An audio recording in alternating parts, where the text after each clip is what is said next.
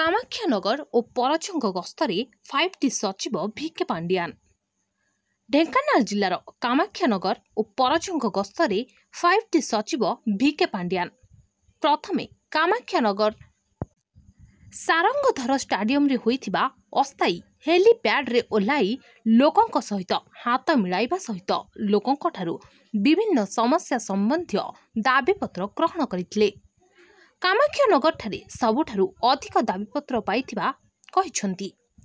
7 दिन भितरे पाइथिबा समस्त समस्यार समाधान कराजिबो बोली कहिथिले।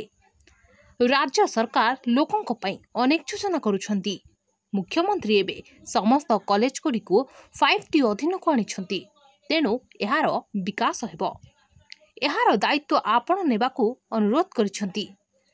कामाख्यानगर रे कार्यक्रम शेष करी पुणी परजंग अभिमुखे जाई परजंग स्टाडियम ठारे दिन 11टा समय रे पहुंची मध्य लोकंक सहित हाथ मिलाइबा संगको दाबीपत्र ग्रहण करथिले। अनुरूप भावरे विकास कथा कहिथिले सेठाकार उपस्थित थिबा समस्त लोक माननकू। मिशन शक्ति माध्यम रे महिला माने सशक्त हेउछंती, रोजगारक्षम हेबा सह आहुरी भल काम करिबाकू कहिसंती।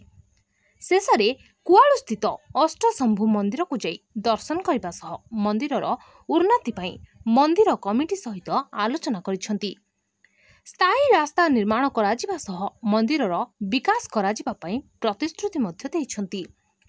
सेठारु बाहरी जाई हिंदोलर खजुरिया कटा अभिमुखे जाइथिले।